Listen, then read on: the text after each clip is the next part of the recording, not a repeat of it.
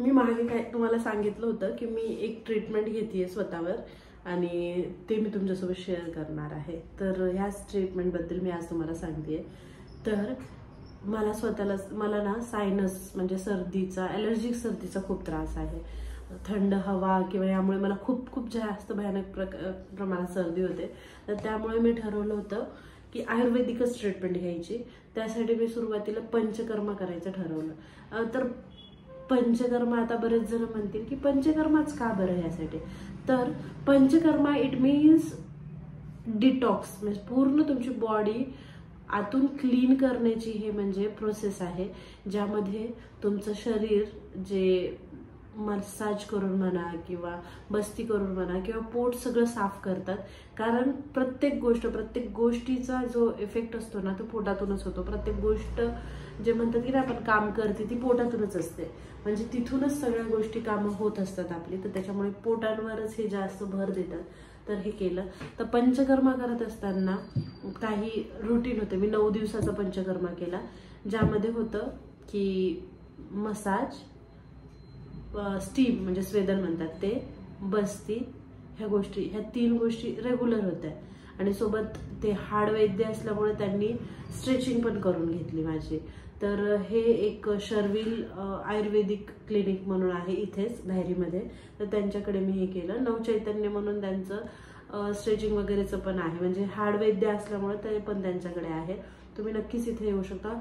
आणि माझी मसाज करण्यासाठी एक काकू होत्या, ज्योती कवळे म्हणून. तर त्या काकूने इतकी छान माझं पंचकर्मा केला, म्हणजे सगळे प्रोसेस तेच करतात. तर त्यांनी इतका चांगला केला ना, आणि 9 दिवसाचं इतकं फ्रेंडली अँड सगळंच असं वातावरण होतं ते. तर त्यामध्ये काय काय असतं, तर माझं काय रुटीन होतं की सकाळी लवकर जायचं, कारण म्हणजे मला बाकीचं पण ऑफिस वगैरे असायचं. तर त्यामुळे मी सकाळी 7 वाजता तिथे हजर असायची. 7 वाजता माझं पंचकर्मा स्टार्ट व्हायचं, म्हणजे मसाज स्टार्ट व्हायची. 1 तास full body massage and then 15 minute steam, आणि मग त्यानंतर बसती. अल्टरनेट डेज असायचं, एकदा ऑइलिंग आणि एकदा काढा असं, आणि लास्ट डेला घी, अशा टाईपचं त्यांनी केलं. आणि त्यामध्ये त्यांनी मला डाएट पण दिलं होतं, डाएट चार्ट दिला होता, ते आपण फॉलो करायचं.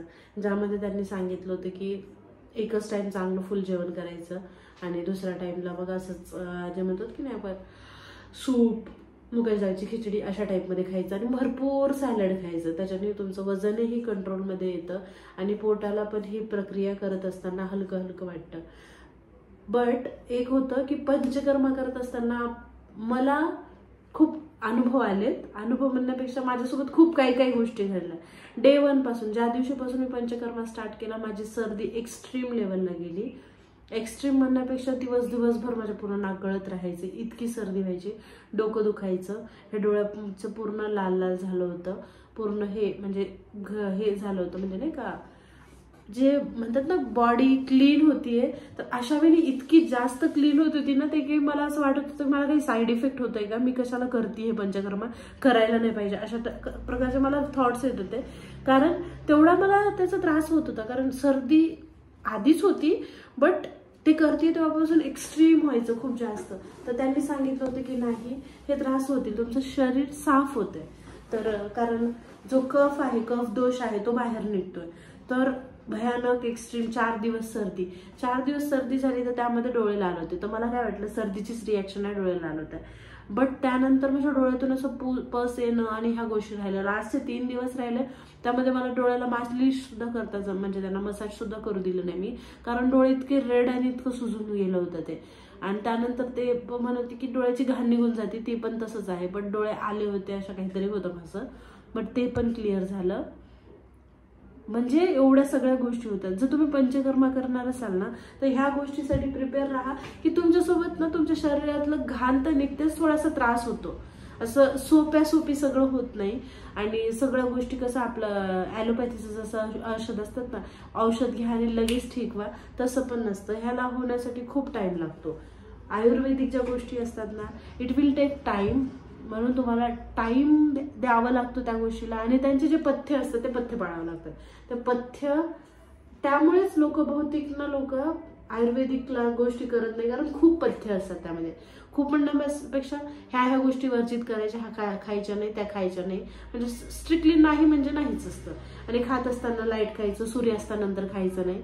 तर ह्या काही रूल्स असतात ते फॉलो केल्यानं आपण एक म्हणतात ना लाईफस्टाईल जर चेंज केली तर सगळ्या गोष्टी आपल्यासोबत चांगल्या होऊ शकतात. तर मी खूप केलं चांगलं आणि मला खूप चांगला अनुभव आला. मी सांगते माझं वजन कमी नाही झालं. एक म्हणजे त्यांनी म्हटलं होतं की वजन सुद्धा कमी होऊ शकतं तुमचं यामध्ये, तुम्ही डाएट वगैरे सगळं फॉलो केलं तर.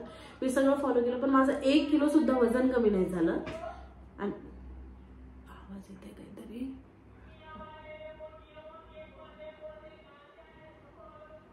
भाजीवाले आहेत. तर माझं 1 किलो सुद्धा वजन कमी नाही झालं. वेट लॉस सांगते मी, बट इंच लॉस मला खूप वाटलं त्यामध्ये. इतका की जे कपडे मी गेल्या 2 वर्षात घालू शकत नव्हते, ते कपडे मी ह्या 9 दिवसात घालायला चालू केले. आता तुम्ही विचार करू शकता. आणि वजन माझं तितकंच आहे. वजन म्हणजे 0.50% म्हणजे म्हणतात ना अर्धा किलो सुद्धा कमी नाही झालं, अर्धा किलो सुद्धा कमी नाही झालं. बट स्टील माझ्या बॉडीमध्ये तशी एनर्जी सुद्धा आहे. इंच लॉस सुद्धा झाला. ते कपडे येत आहेत मीन्स काहीतरी झालंय ना म्हणूनच येत आहे, अदरवाईज नाही का. तर तसं पोट पण इतकं साफ व्हायचं, सगळं व्यवस्थित. तर हे मला खूप छान वाटलं. जर तुम्हाला पण असा काही त्रास असेल किंवा तुम्हाला पण म्हणतात ना की ॲलोपॅथी करून तुम्ही खूप थकले असाल ना, तर give it a try. Panchakarma एकदा करूनच बघा. त्यामध्ये प्रोसेस वेगवेगळ्या असतात. नस्य पण केलं मी त्यामध्ये. नस्य पण घरीच केली. त्यांनी फक्त मसाज करून द्यायचं आणि जे नस्यचं औषध असं ते दिलं होतं ते रोज टाकायचं. तूप पण तुम्ही टाकून घेऊ शकता नागामध्ये, ते खूप चांगलं असतं. आणि त्या ज्योती कावळे जे काकू आहेत की नाही, त्या खूप खूप जेन्युइन आहेत. त्या आपल्याला स्वतःहून आपल्याला मदत करण्यासाठी सांगतात की अरे हे असं करतो मग तुला नंतर चांगलं होईल. ते पण सांगतात की काढा हे घे. तिथे मामा असतात, अल्टरनेट डे स्ट्रेचिंग करून द्यायचे. आत्ता सध्या इंस्टाग्रामवर युट्यूबवर आपण जे लोक पाहतो की नाही स्ट्रेचिंग करताना असं हाड मोडताना इथं मोडला असं कडकड कडकड वाजण्याचा आवाज येतो. लिटरली तेच स्ट्रेचिंग ते करतात. आवाज खूप जास्त येतो त्यांचा तिथला.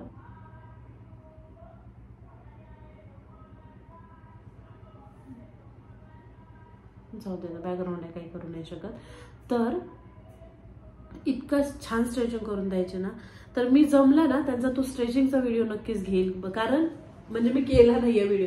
आणि तिथे अशी जागा कंजेस्टेड होती त्यामुळे, आणि हे ज्या गोष्टी असतात मसाज आणि ऑल ह्या सगळ्या गोष्टींचा व्हिडिओ बनवणं मला प्रॉपर नाही वाटलं, म्हणून मी व्हिडिओ बनवला नाही. फक्त तुम्हाला माहितीतून सांगते की असं केलं माझ्यासोबत आणि खूप चांगलं वाटलं मला. ते अनुभव खूप छान होता. तुम्ही नक्कीच करू शकता. पण मी सांगेल तुम्हाला, जर करत असाल ना अशा एखाद्या ठिकाणी जाऊन करा की तुम्हाला तिथे खूप रिलॅक्सिंग राहता जमेल. मी इथे जे करत होते ना धकाधकीचं रोजची रुटीनच चालू होतं. अशा ठिकाणी नाही करायचं. एखाद्या जायचं ठिकाणी हॉटेल वगैरे जे असतात की नाही तिथं म्हणजे तुम्हाला ना निवांत राहता जमेल. ते त्यांचे फॉलो करून घेतात आपल्याकडून डाएट वगैरे ह्या सगळ्या गोष्टी. तर तुम्ही असं करू शकता. तर हे माझा हा अनुभव होता. मी तुम्हाला मला जे वाटलं ते सांगते. तर धायरी DSK कडे जाण्याचा जो रस्ता आहे धायरीमधून, तर तिथेच आहे शर्विल चिकित्सा म्हणून पण, शर्विल आहे एक नाव आणि त्यांचं नाव चैतन्य म्हणून पण आहे.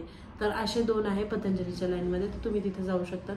एक मामा आहेत, ते मामा आता त्यांचं नावच मला नाही माहिती. सगळे मामा म्हणतात. मी काका म्हणायला लागले त्यांनी माझ्याकडे पाहिलं सुद्धा नाही. मग म्हटलं नाही इने तो मामाही बोलना पडेगा.